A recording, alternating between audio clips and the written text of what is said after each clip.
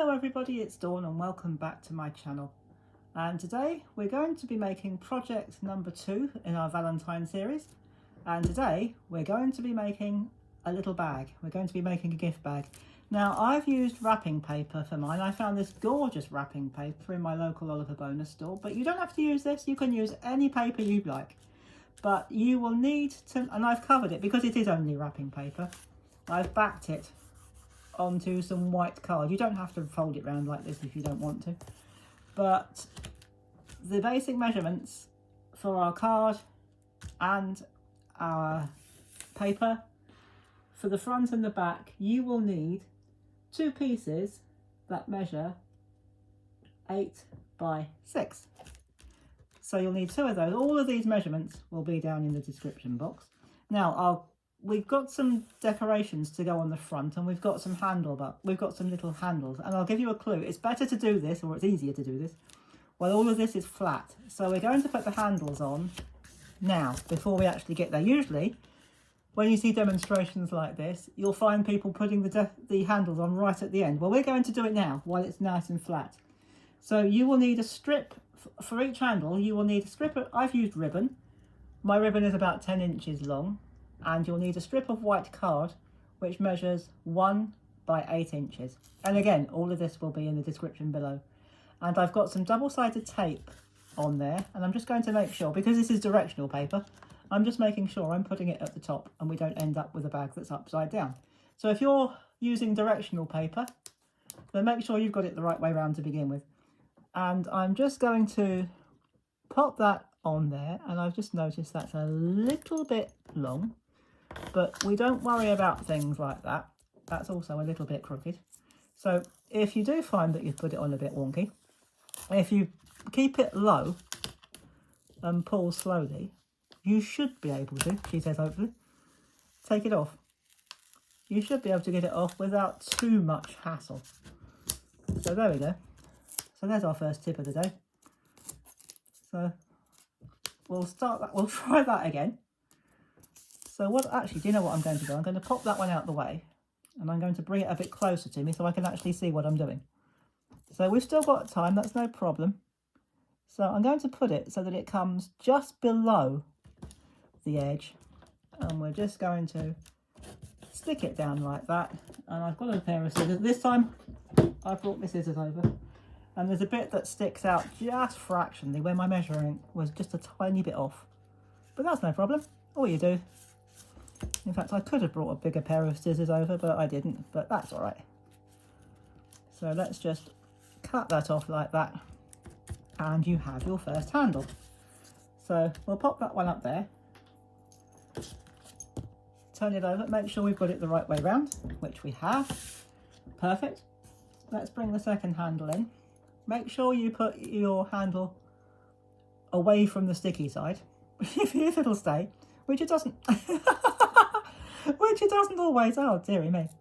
So it's been a bit like that all day today with one thing and another. So we're going to just put that down, and again I have just overshot. It doesn't matter if you overshoot with your measurements, because it's very easy, she says, just to trim a little bit off. So that's no problem. So now we've done that, we've got a piece or 2 pieces with our handles completed. Well, that was easy, wasn't it? Well, it should have been easy. So what I'm going to do now, I'm going to turn them over, both of them over, and decide which one is going to be the front of our bag. Not that it really matters, but I think I'm going to have that one. It doesn't really matter. They're both the same, more or less. The pattern might be a slightly different orientation, but that's okay. So let's just put that down there out the way for a minute. So we're going to put our decorations on now. Now what I've done with mine, I've die cut some hearts. I've die cut 4 hearts, and the size of my heart has been or the heart shape has been determined by the size of my letters. So that's what you need to do. Find your letters first, and then find a shape. It doesn't have to be heart, you can do whatever shape you like, but make sure that your letter fits into it comfortably. So I'm going to use glue. I want this to be flat. I don't want it to be raised up. If you want to use foam pads or foam tape to put your decorations on, that's absolutely fine. I want mine to be flat. So I'm going to put that on now just because it's a lot easier than doing it once we've got the thing together. So, and if you use glue, you've got a bit of time once you've got the bits in place. If you don't put it down too hard to begin with, use your glue and you've got time, even with this glue. This is the Creative Crafts bookbinding glue. This is definitely my go-to glue. Absolutely love it. So actually, do you know what? I'm going to put that there. And I'm going to slide that. I'm not going to slide that over because it's already stuck. Okay, we can live with it like that. That's no problem. And if you get a bit of glue on, I've used gold mirror card for the lettering, but again, you don't have to do that. You can use whatever you like if you want to do this. You don't have to put decorations on at all, or you can put different decorations. So this is just an idea. You don't have to do it the same way. You do it with whatever you've got in your stash and with whatever you want to. So you can change the message if you want to, or not have a message at all. You could just put the hearts and leave them blank. Put another detail in the middle. So this is just an idea, and you can really adapt this however you like. It's one of those projects that is very versatile. Once you've seen it done one way, you can think, oh yes, that's an idea, but I'd rather not have the love, I'd rather have just the hearts, or don't want the hearts, I want squares, or whatever. So go with it. Go with whatever you want to do. So we've decided, or I've decided, that that's going to be our front. So that's a lot easier to get done, as I say, once it's flat, before we get anything put together. So now that we have got the decorations and the handles sorted out, let's start making it into a bag. So you will need a base, and your base measures, or should measure, 8 by 5 inches. And you're going to score it at 1 inch, then rotate it and score it at the other inch. So it's just 1 inch either end. And those inches are your tabs for holding the thing together. So we're going to just fold that over. Again, I'm going to use my bookbinding glue. I'm just going to put some glue on this part here. So just glue it right up to the end. This glue will dry clear, so don't worry about what it looks like. And this is the inside anyway, so it won't show. And once it's dried, you won't see it anyway. So what I would suggest is butt both pieces up together, and then push the flap while you're holding your side, the back or the front, whichever one it is. Push it and just hold it down just for a few seconds. If you're using the bookbinding glue, the Creative Crafts bookbinding glue, you'll only need a few seconds because it dries super quick and it's brilliant. And so once you've done that, you need to do that on the other side, but make sure you put your flap on the side, or the glue, you make sure you put your glue on the side of the flap that meets with the front or the back. So or to make absolutely sure you do that, put the glue on that part there.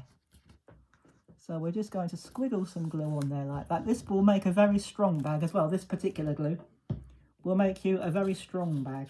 So again, let's just pull that out.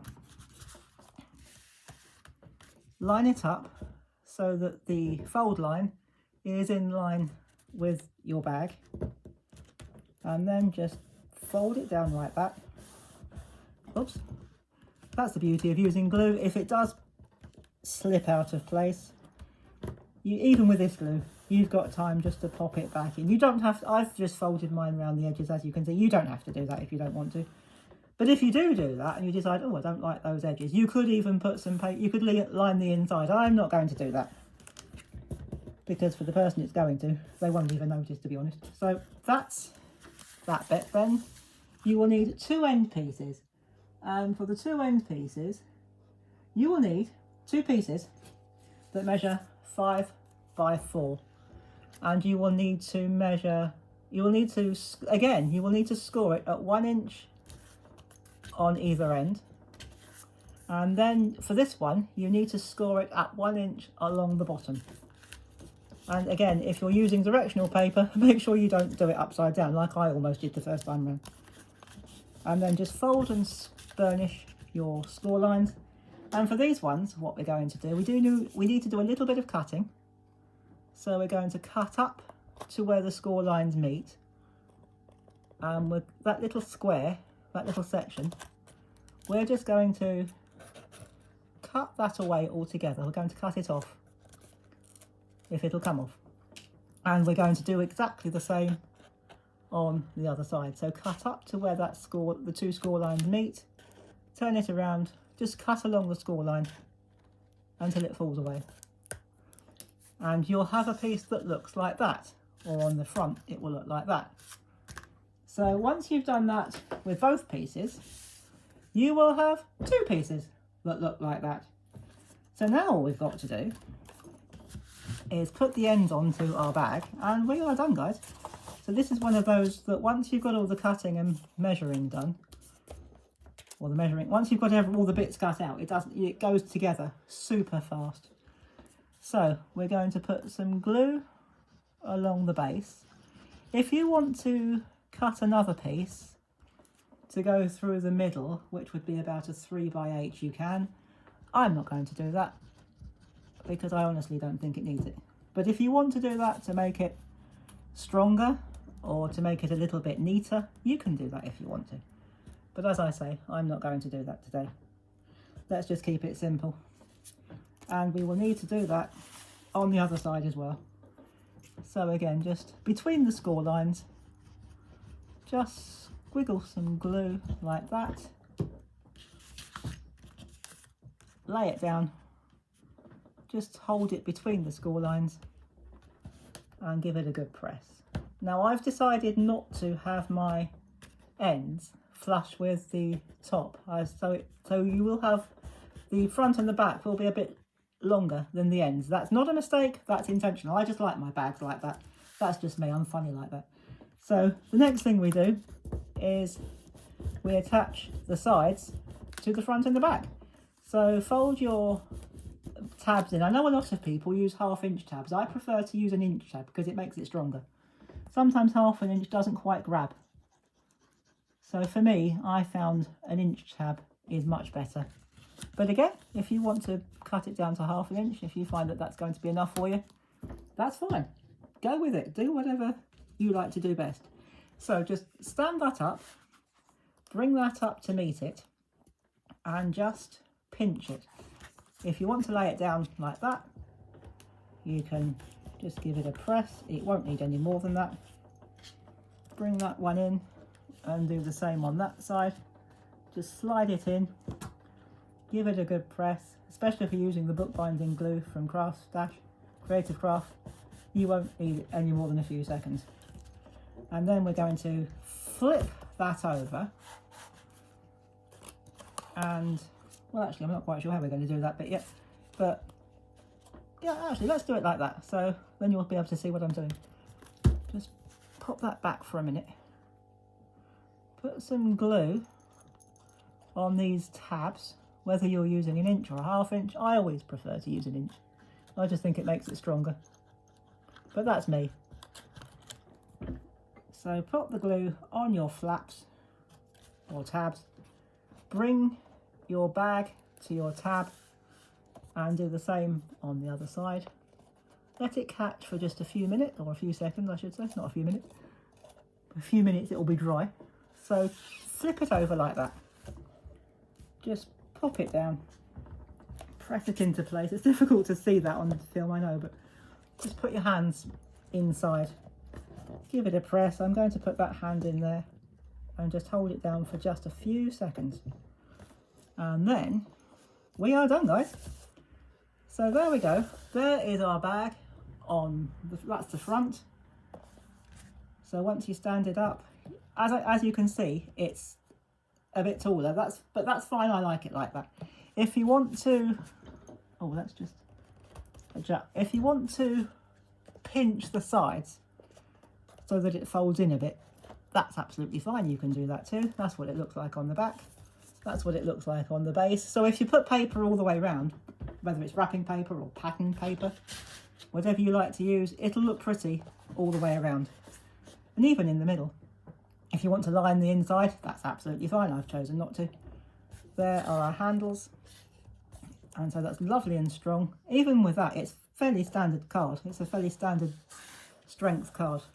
But even that, you could put some nice chocolates in it, or a little jewellery, maybe a teddy bear. There's a teddy bear going in this one later on. So there is project number 2, and we have made a Valentine's gift bag.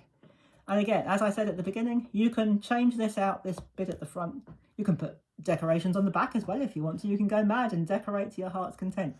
You could put bows, you could put roses, or you could put something that the particular person that you're sending it to would like. So for example, if you're sending this to a man and they're a golfer, or if the person you're sending it to is into golf or football or cycling or whatever they like to do, you could put different embellishments on the front to suit the recipient.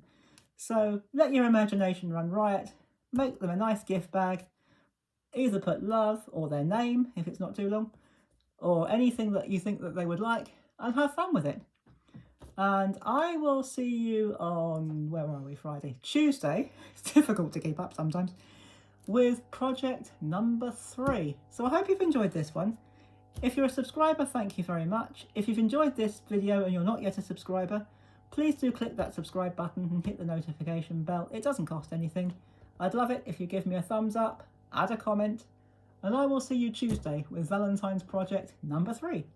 So until then, thank you again for watching. Take care everybody, have fun, and as always, happy crafting. Bye bye for now.